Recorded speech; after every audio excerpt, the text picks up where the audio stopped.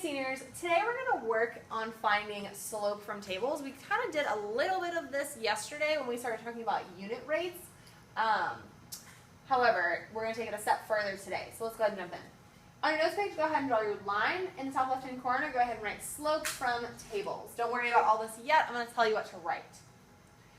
All right, so the most important thing we need to remind ourselves is what is slope? Well, whenever we're doing this, we always want our equations in the form y equals mx plus b, where m is my slope and b is my y-intercept. And of course, my y-intercept is the point on the y-axis where the line crosses it. Whenever we're talking about slope, we are talking about a linear relationship and a linear function. And linear relationships can be represented in multiple ways: tables, graphs, equations, and verbal descriptions. And we've worked with all four of those. Today, we're going to start talking about slope and y-intercept in a little bit different context. So, whenever you hear the rate of change, that means slope. Write that on your notes page. And whenever you hear y-intercept, that's going to now be referred to as my initial value. Whenever you hear one of those two phrases, you need to be able to differentiate between the two.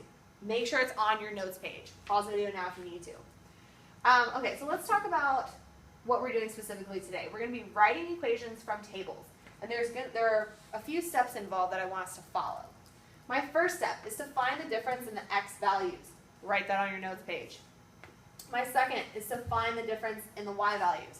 Also write that on your notes page. My third step is to divide the difference in y by the difference in x. And difference should tell you, we're going to subtract. And then my fourth step is to extend the table backwards to where x is 0 to find the y-intercept. And then we want to rewrite in slope-intercept form. So let's go ahead and jump into an example. All right. Write an equation from the table below. Go ahead and draw a rough table of this example. It doesn't have to be the most beautiful table in the world. Just get it on your notes page so you have some reference. So my first step is to find the difference in y. Well, I'm going to take just my first two values. 17 minus 5 equals 2. Let's take my third and my second value. 19 minus 17 equals 2. So my difference in my y values here is just going to be 2, because I see that it's increasing by 2 while x increases by 1. All right, my next step is to find my difference in x, my x values. Well, I'm going to go ahead and take my first two values. 2 minus 1 is going to leave me with 1, and then 3 minus 2 will also leave me with 1. So my difference in my x values is just 1, and you should be able to see that just by looking at the table.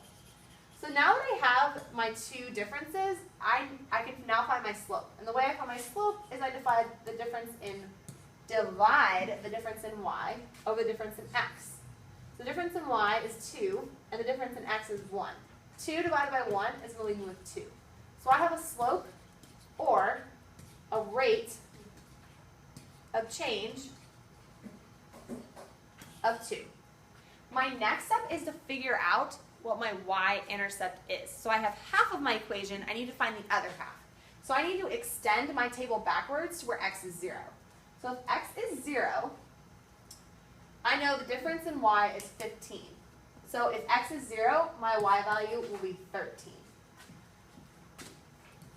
And that is going to be my y-intercept. Because if I have the coordinate pair 0, 13, 13, y equals 13 would be my point on the graph.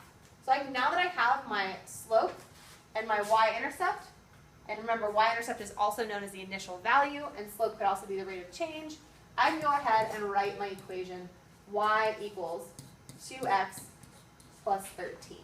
And I can prove that this is correct by plugging in a value for x and seeing if I get the right answer, see if I get the correct y value. So let's go ahead and try that out.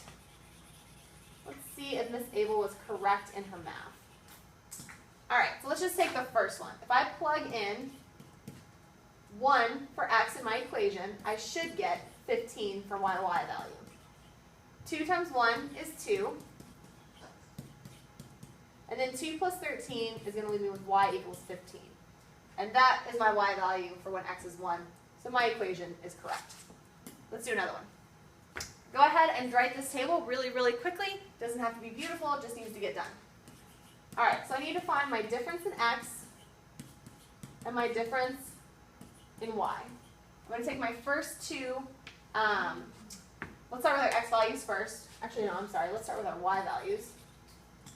Difference in y, difference in x. Let's take my first two of 30 and 27.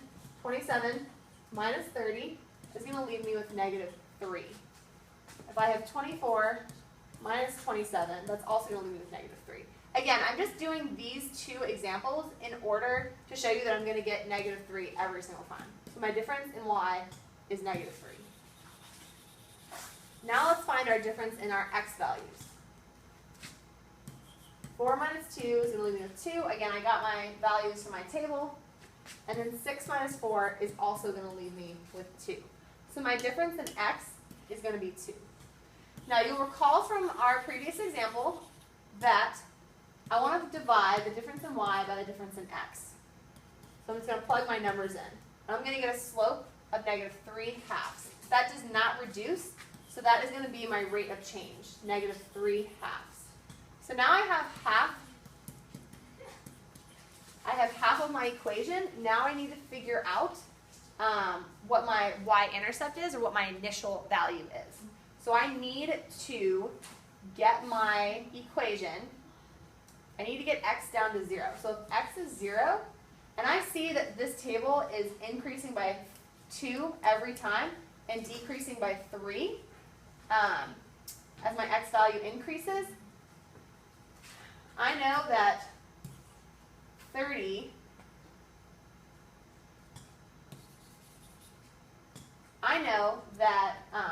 if I plug in 0 for that, I'm going to end up with a y value of 33. Because as my x value increases by 2, my y value decreases by 3.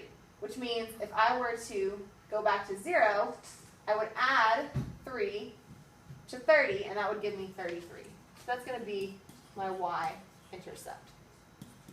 So my equation comes out to y equals negative 3 halves x plus 33.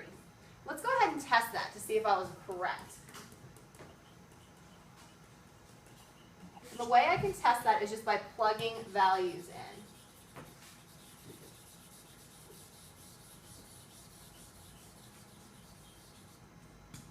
Alright, so I have y equals negative 3 halves. Let's go ahead and plug 2 in for x and see if we get 30 as our y value. 2 plus 33. Y equals negative 3 halves times 2. My 2's will cancel out, so I'm left with negative 3 plus 33. Negative 3 plus 33 is just going to leave me with 30. And since that's the correct y value, my equation is correct. All right, guys, make sure that you are focusing on your steps. Don't be afraid to look back at your steps on your notes page during guided practice, and let's go ahead and jump in.